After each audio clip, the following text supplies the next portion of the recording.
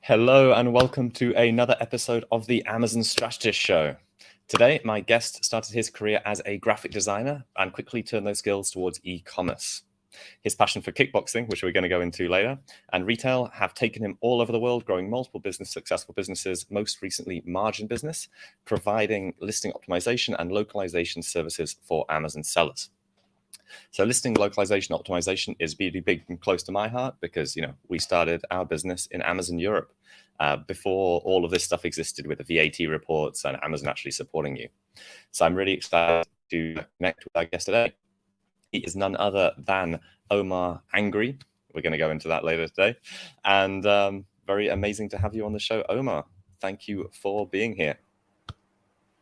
I'm live. Hey, how are you doing? Thank you for inviting me. I just see my picture coming up. I'm very happy to be here today. Speaking with you. We are in completely upside down time zones. One is night, one is night as well. But let's do the best. Let's make the best out of it, and let's do this. Oh, I love it. I mean, to be honest, I'm always up at night. It's 5 o'clock in the morning here, and it's 10 p.m. for you. So, thank you for getting up so late, staying up so late for us. So, you were born in Hamburg. So how did you end up from, you started off in Hamburg, now you're living in Dubai, you're now currently in Morocco. How did that work? Yes. Okay. Quick story. Born and raised in Hamburg. At 20 years old, before there was one attempt of being a graphic designer because I learned graphic design in the old school days with Flash 4 and Macromedia and the whole thing. I'm not sure if you're familiar with it, but it's pretty long time ago. Like, I don't know,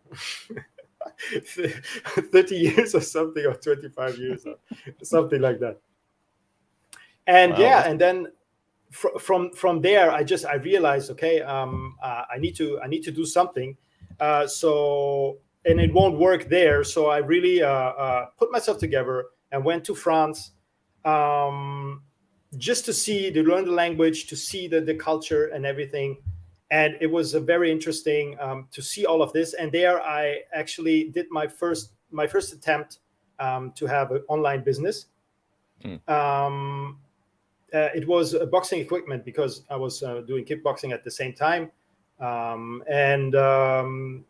was the old school way. You fly to Thailand, you put the bags full of stuff, you fly back, you try to get it through the customs, you're nice with the customs, and but I don't want to sell it, and you can barely pull them behind you, because they're full of stuff, and it's you flew to sorry Omar, so you flew to Thailand, you filled up like suitcases full of Thai boxing equipment, and then you were like smuggling them across the border into France. Yes, kind of, like smuggling, yes, but anyway, they came and checked them, so but but they were nice.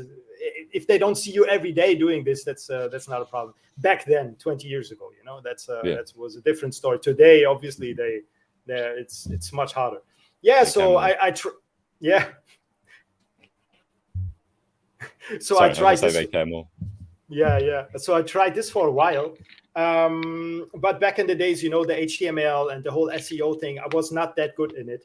So I quickly, and there was other issues as well, personal issues where I wasn't able to continue this. So I just moved on because I had a job offer in Southern Europe in a country called Gibraltar, where I was working for the next days in corporate, and they made me flew around the world, doing VIP account management, meeting with people, having good relationship with customers and everything. And by this time, doing all of this while doing kickboxing, while having my first child, I realized I don't want to fly around the world anymore and make money for others.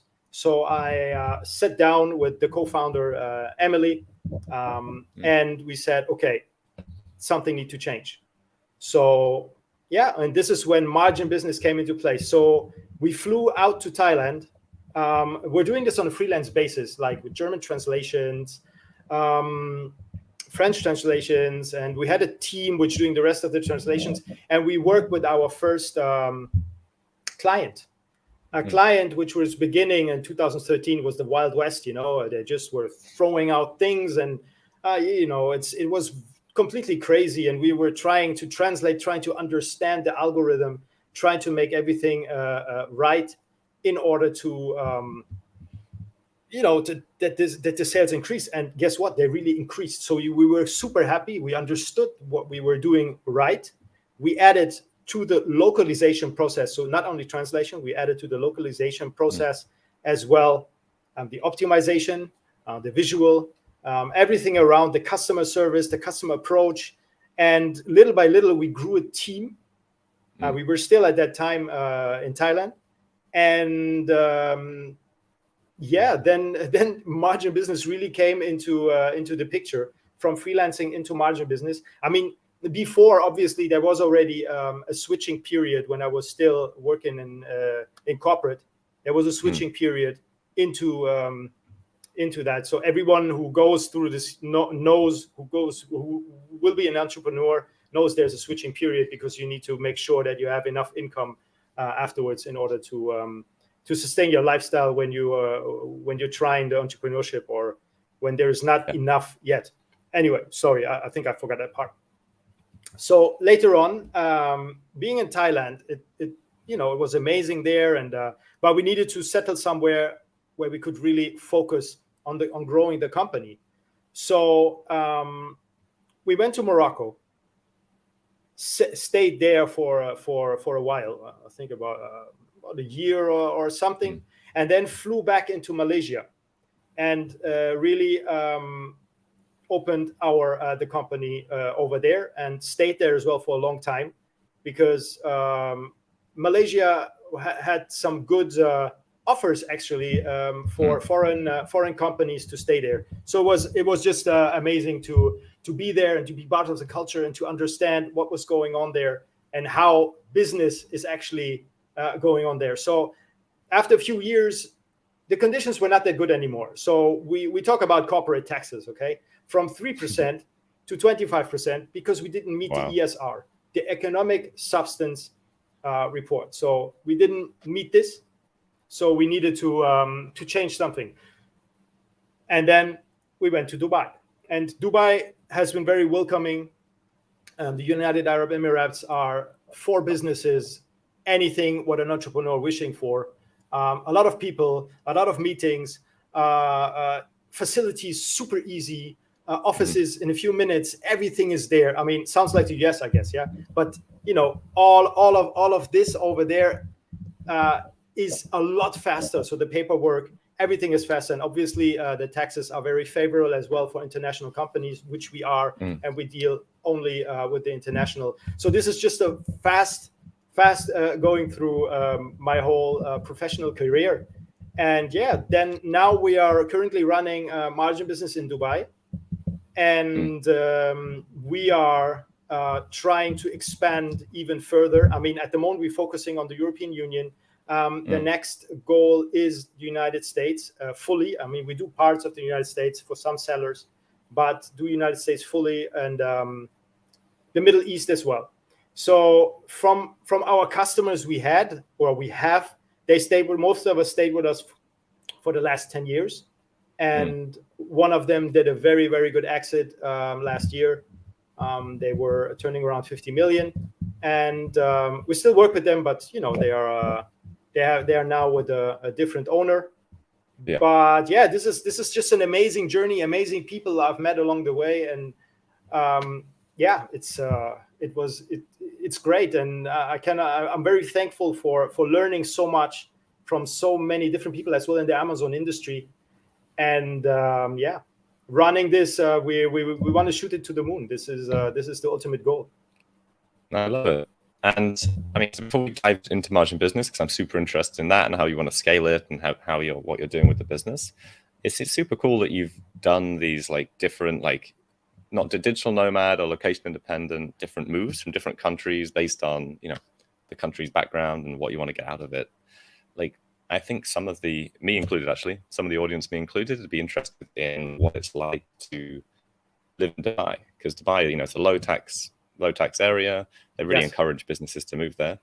And you have to spend more than 6 months a year there, I believe, to take real advantage of the real benefits of being there. So what's it like being in Dubai as an expat? Like, what's the living situation? What are the living costs like? What is it like being there? Okay, for me, I really like it. It's 100% family friendly. I'm looking for countries where I'm 100% secure. For me, for my family, where we can go outside in the middle of the night or in the middle of the day, or anywhere where anything that we want to do and we feel safe, because there, you know, normal human beings do normal things. Crazy human beings do crazy things. Over there is no crazy things. It's everything is on camera. So if anyone do something strange, that's it. They take him away and that's it. So first of all, for me, it's 100% secure. Sounds scary. What can I tell you? I mean, like, not when somebody is crazy in the head. I mean, like, some criminal activity or something is almost nil there. So we can literally put your laptop in McDonald's somewhere. You go to the toilet, just go outside and go to the bathroom, or I don't know, go somewhere else, buy some. You come back, and your everything will be still there. And this is what I really like, because it's a very friendly, very welcoming, very opening country. Now, some would say it's very expensive. I would say it depends from which country you're flying in or you're coming. So yes, it is a bit more pricey, but I think the service you can get there, you cannot get anywhere in the world. It's high level service for a price value price. You understand what I want to say? Yeah. So it's rent is quite expensive as well, as what you would consider expensive when not if you live in London, for example. It's just if you live in Vietnam. Definitely. Yeah, exactly. That's why I like Southeast Asia. I like the GCC countries. Because look, next week I'm going to fly to London. Next month. I hope I will. God willing, I will go there. So you need to pay for, I think, £150, and I was like, £150 a room. Okay, sounds good, And then, but the toilet is outside. Oh yeah, so, you get like a terrible hotel for £150 a night in London. I'm like, what is that? So because I'm just been, in Dubai, there is for $250 you can have the Hilton. I mean, not the not the Hilton Garden. I talk about the real Hilton. Yeah. So you go from you go from somewhere like where's luxury, where's affordable prices. You go somewhere where like your money has no value.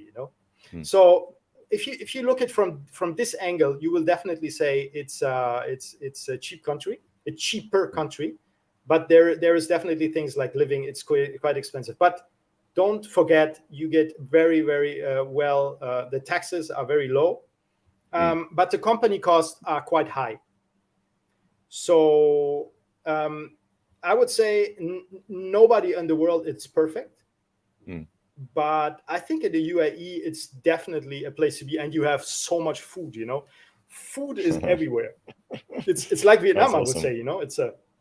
And I love food. I'm not like a eater, like crazy eating, but I like the varieties of food, and you can have this as well in the UAE. It's a Muslim country as well, which is for me as well a very important point. But it doesn't mean that it's not welcoming to other nationalities. It's a very multicultural place, and this is actually what I love. Same as Malaysia. Malaysia is as well very multicultural, so everyone can do anything and nobody would care. So really, these are the points of the UAE. And I think I didn't even mention a negative point, because really, if it comes to my head now, I don't have really a negative point. It's a very easy country, and the paperwork for me is very important. The paperwork is fast. If it's not fast, I get annoyed, because it takes time. You need to run around in the government, and I have literally, I want to hire the man or the woman who actually created the processes for the government over there, because it's a dream. Efficient. It's opposite of Asia. And America. Yes. And no, Europe, that's awesome. and Europe, And Europe, yeah, especially Southern Yeah. Europe, isn't it? It feels like someone's actually literally holding the piece of paper and stamping it in Spain or Italy. Yes, It's insane. Definitely. I have been living in Spain. I can tell you, it's it's crazy. Yeah, my friend lives there at the moment. When I went to visit him, he was like, "It's just like Vietnam level of corruption, but you can't pay to move it faster, like you could in Vietnam." Which, you know, at least if there's corruption and you can pay, it sucks, but things get done quickly. Yes. Yes. No, so I mean, thank you. I think that's really cool. I think listeners will take a lot away from that. Like, this is opportunities to live in other places in the world, like Dubai. I mean, like Asia, like I mean, pretty much wherever you want to live. And if you want to base yourself in a low tax jurisdiction, it's a great place to be because I mean, more money you keep, and the more money you keep on compounding our returns, the better. Which is super cool. Definitely, and as well very central, you know, and everyone for meetings transits through Dubai, yeah. Exactly. Everyone you can meet everyone. It's and as well for you, you know, to fly somewhere. It's so fast. It's like this: you get a ticket, and in 5 hours you are everywhere you want. In New York or in North Africa or in Malaysia, everywhere. You know. I love it. Yeah, I mean, I was in Australia last weekend, and it's 6 hours across Australia, and like 7 hours to the closest place, or no, less than 7 hours. But you can go to maybe Bali or somewhere. But then from there, you've got 8 hours to Vietnam. 9 or 10 hours to Thailand. Like it's a long way in the middle of nowhere. Oh, it's a great place. Wow. Super clean, super nice. I've never been there. This one of the it's on my list as well. Yeah, it's great. I'd recommend it. Love the Aussies. Taxed high, clean, but yeah. Okay. So margin business. You got into it. So you telling me you're telling me your story. You got into it. You tested, you're in Thailand and Malaysia, now Dubai. You've been working with these bigger companies that are, really scaling and getting up there. Like, who's your target client, and how would they get the most out of working with you for localization, launching? Do you do strategic advice for how to launch in Europe? Like, what's your pack? How do you actually work with clients? Okay, normally our target client is mid to larger companies, mid-range to large companies. Which are in retail or which are in somehow involved in Amazon sales or aggregators. Amazon aggregators was very big in the last few months. Now, obviously, we know it's went down a bit, but the big ones are still there, and they are very, very much pushing their brands on all marketplaces very, very hard right now, because now from acquisition time, now it's pushing time. So these are our main clients. What we usually do for them is when they want to come from the US into the European Union, either they have already the listings there, or they want to bring the listings there, or they want to improve the listings there. We would rewrite the listings. I mean, first of all, we look at it, check if the product makes sense to be sold, as you know, and then we go as well in the main topic as well into the cultural aspects. Because if you begin in Germany and you do research for Germany for this product, what they want to sell, or for the products they want to sell, it's will not necessarily be sold in Spain, for example, or in Italy.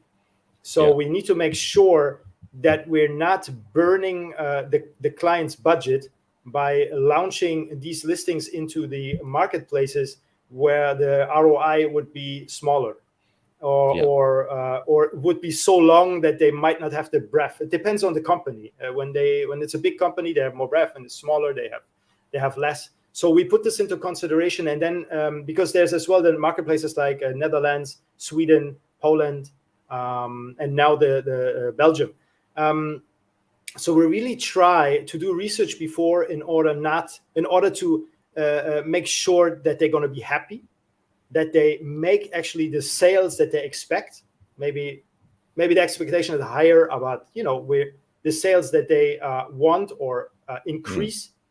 And from there, we would, for example, take 5 products, test them there, and if this is a good test with PPC, because we like as well to bring into the optimization the PPC.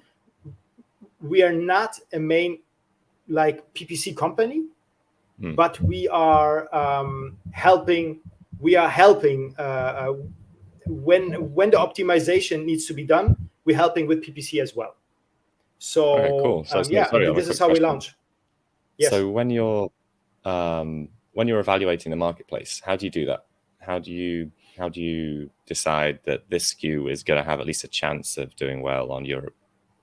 Okay, we're working with several softwares. One of them is Helium 10. We're running the reports. We're doing manual work as well. We're checking the listings. We're checking the numbers, put them on Excel files, and really check deeply how everything could go and how it has been, and put into consideration as well the obviously the different zones they will be sold in, and maybe they are seasonal products, or really put everything into account and make sure that they can be sold in the marketplaces. Awesome. Cool. So when a Facebook user says, hey, see people watching.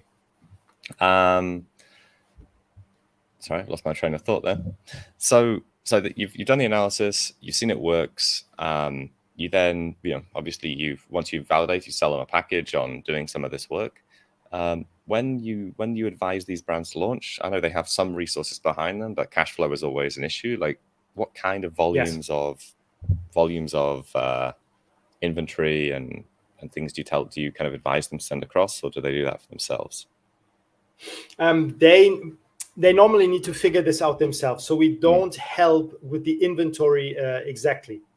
We really help with the listings. We check. We check as well how much these companies have in their inventory. I mean, the other companies, the competitors. But normally, if people work with us, they are quite big already. So they can push the merchandise over. For example, bring it into a warehouse, because we have the wonderful INI score from Amazon. Thank you, Amazon, for that. And we put this into the warehouse then. And from there, just ship it in steps and see which marketplace is the best, actually. And then from there, we can really, once we have a real foot there everywhere, then we can really push it hard. If they have 30 products, if they have 100 products, if they have 500 products, then we can really push hard in and launch them all at the same time. Oh, that's awesome. And I guess with localization, do you do localized infographics as well? Yes, we do that. Do you support with upload of those, or does the client do that themselves? Because there's some real issue. There've been real annoying problems in Europe, haven't there, over the last years of how to make it actually stick in different marketplaces. Yes, there have been. Do you manage that as well, or do you just advise them on how to upload those things? We do this as well. We upload them. We upload the pictures. Depends obviously on the size, because sometimes if there is a lot of SKUs, then we need to sit with the client and talk about a strategy. But usually we do that because most of the time Europe you can use the same pictures. For example, if you come from the US, the marketing is a little bit different. So you might need to think about to change them for the European Union. But in the European Union itself, it depends. Sometimes yes, sometimes no. I'm just giving an example. We are working with a baby brand. And for example, in Italy, they want mothers which look 100%, like models, and the photos like Italian are 100%, So like not like Italian mamas, like actually like models. No, like when you really think of an Italian models. mama, you think like a little bit like you're the one who cooks and everything. No, they really want like from a movie, really like hot Italian everything. Chicks. Everything is perfect, and as well the house behind, and everything needs to be set up. So what we have seen in Northern Europe is that because we have done a photo shoot and we tested it on the population as well, and they received it very, very positive. Because we have used, for example, for a baby brand, the kitchen and the whole interior from their own house. Actually, we didn't set up anything. It was very natural, and the mother was very natural, the baby was very natural. Throw around food, and nothing was like staged. Everything, it's like happening like this in life. So, and I think this is how it should be. Mm. So, but like I said, different opinions, different countries. That's why we're working as well on localization, and we're trying to optimize as well in these small points where others maybe not thinking about it, or customers even not thinking about it, and they only come with their perception. We are as well in this type of field. No, I love that. I've never heard that before about localizing based on, you know, cultural norms in different areas. And yeah, as we know, as people who from Europe know, Europe is very, very different, just like the US is very different around different parts. So yeah, I'd never thought Definitely. before about, you know, Italians liking supermodels and Northern Europeans liking it more real and raw and dirty. So that's really cool. Yeah, not like extreme like that, Yeah. but like something in that direction, I would say. Yeah, sorry. I over exaggerate. No, cool.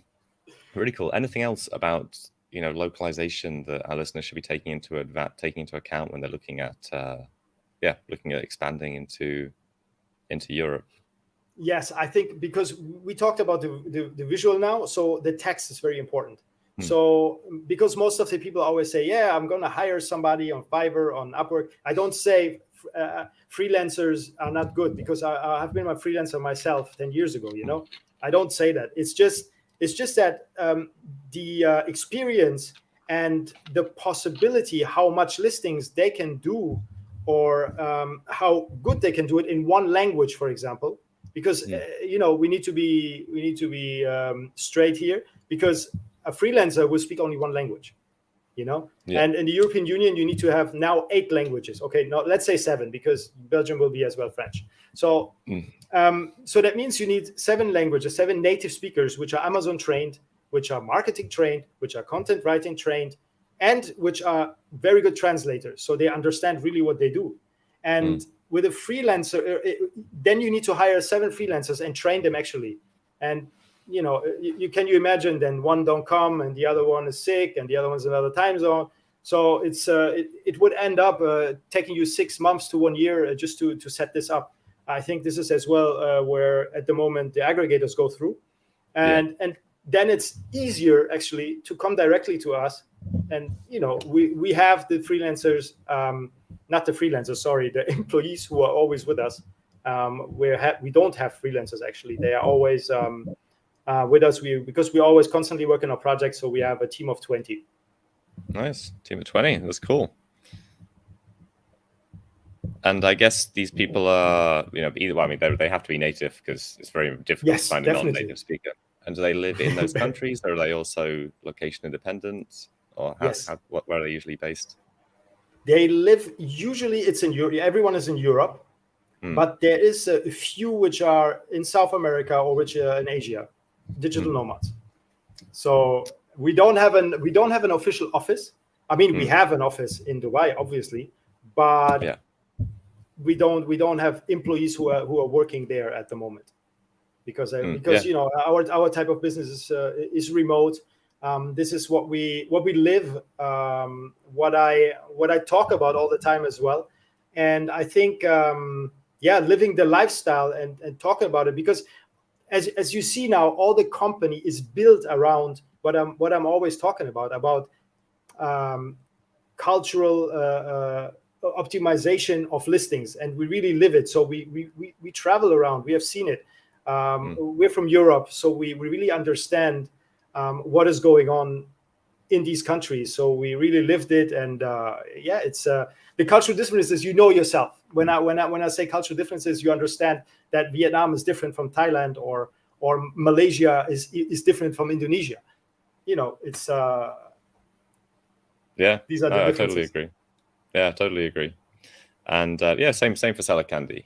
We have an office technically in Hong Kong, but everyone is remote. We all work all over the world, deliver service all over the world, and it means that we can cover many time zones and interact with many cultures, which I love. Yeah, this is the amazing part, So you really live the life. This is what I think is important.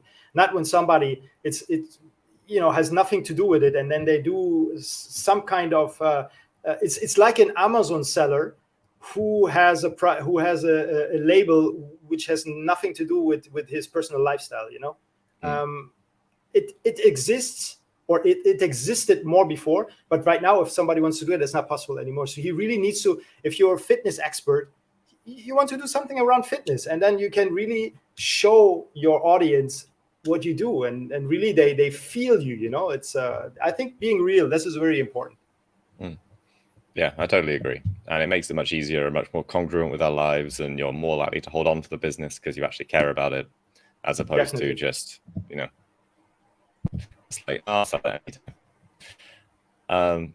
But no, that's awesome. Thank you for those insights. There's some really cool takeaways that I've got there. Yeah, image localization, I think, is a massive one. Along with, you know, text, having local translators, evaluating the marketplace, seeing if it's right to come into Europe, checking each product individually. Like, I think there's so much there. So how can anyone check out your services, particularly if they're looking interested in what you do? How can people see that? Okay, normally we are, I mean, usually, not normally. We are, sorry, I'm not a native speaker, you know, so an English speaker, so I'm making mistakes. So we are a lot on LinkedIn. Most of the time, whatever we do, we put on LinkedIn. So you can check out our podcast. You can check out our webinars where we explain the listing optimization very deeply, and the cultural differences as well, because listing optimization in Europe comes with cultural differences 100%, because you need to know how to research keywords in the native language. We are. You can go on our website, marginbusiness.com. You can contact me directly, Omar at marginbusiness.com as well. Yeah, this is how you can usually check out what we have been doing or what we're doing. Like I said, a lot on webinars and everything to understand more. Yeah. Okay. Let's love it. I would love them. Everyone should go and check out Margin Business and the webinars. And this isn't the end of the show. I just wanted to plug this before we go into the next part of the show, which is our game. So I was saying, Omar, before this, we were very excited. We were talking about it. We were planning it. And Omar has put forward 2 amazing prizes, which is a free consultation with him. Is it with you? Yes. With the Omar. Cool. With Omar directly, exactly. In a time that works for both of you. Probably not this time for him. Super late at night. And or a discount off your first invoice. So we have those 2 cool prizes. What we don't have is producer Vivian, who is poorly at the moment, sick at the moment. So everyone wish get well soon to producer Vivian. And sorry, it means that we're not. Yeah, so get well soon, Vivian. And I'm sorry that we can't do the spin the wheel today, because I got here and I was like, oh, Viv owns the wheel. Where is the wheel? It's in virtual world somewhere.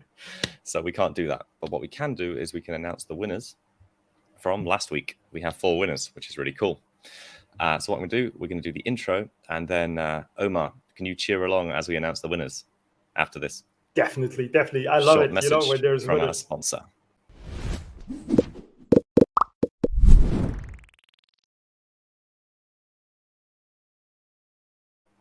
Awesome. And we are back to announce the winners. So, all right, drum roll. All right, first, who has won 3 months of free My Horizons? It is Bogdan Durian. So, Bogdan Durian, congratulations. Yay! I love your surname. If you were in Vietnam, durian is the most smelly fruit in the world. They don't allow in hotels in Asia anywhere. It's amazing. I like it. Do you like it? I kind of like it. I don't eat it that much because I tell my wife, no, don't bring it in the house. Please leave it outside. I like it. I really like it. It's like kind of fatty, really interesting texture, exactly. Isn't it? Exactly. It's like an avocado you left outside for about 3.5 years. Or or too much ananas. Or too much pineapple. Too much pineapple. Pineapple. Yeah. Sorry. Yeah. I love the word ananas. It's great, isn't it? Almost every language in Europe, ananas is pineapple. Yeah, exactly. Awesome. Number 2, we have AMZ Clever's 20-minute session. I see that Daniel Fernandez is currently at Amazon Accelerate, and that is Marie Seifert. So, Marie, congratulations. I think you're a client of Summer Candy. So, congratulations, Marie, and thank you for being a client. That's awesome. And number 3, we have the no obligation M&A audit from Fortunet, and that is Riley Gosling. You know the Fortunet guys, they're super cool. I also bumped into them in Australia. last week, so that was really cool.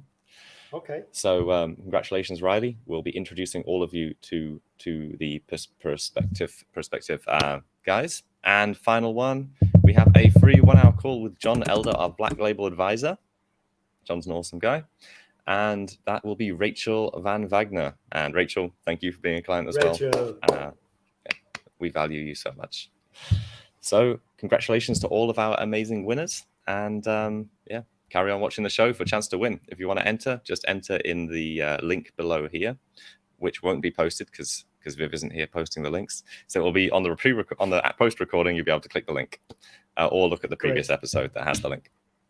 So thank you everyone for entering the competition.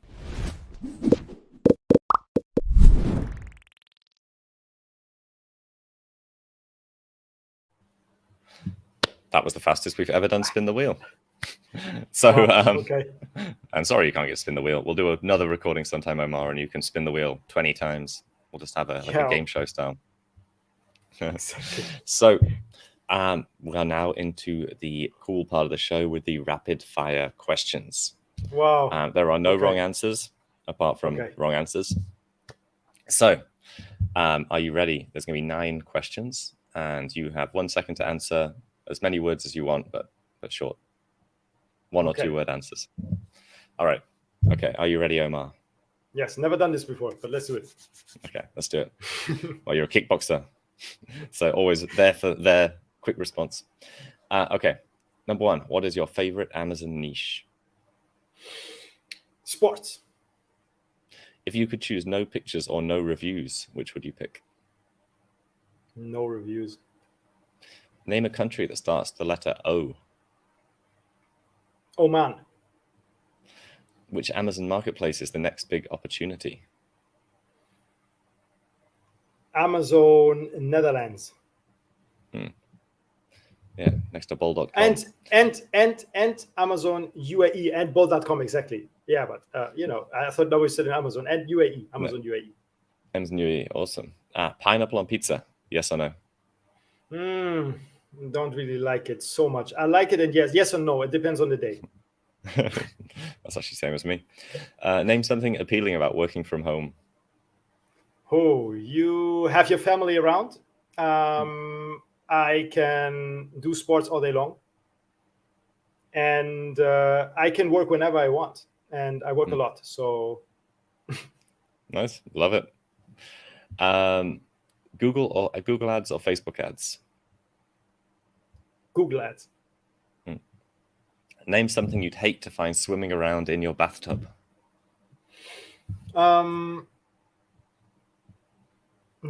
Alligator or my cat. Because it would be scratching and trying to get out of that bathtub as quickly as possible. And Amazon or Walmart, finally? Amazon. And yeah, I agree right now, Amazon, but Walmart is growing like crazy. Oh yes, definitely, but it's still only in the US. I'm really waiting that they when it's going to be the time that they come over to European Union. It's they're waiting for kicking the monopoly off. It's yeah. I love it. Thank you, best ever guest, Omar. Thank you so much for you, John. The answers to those rapid fire questions. That was very cool.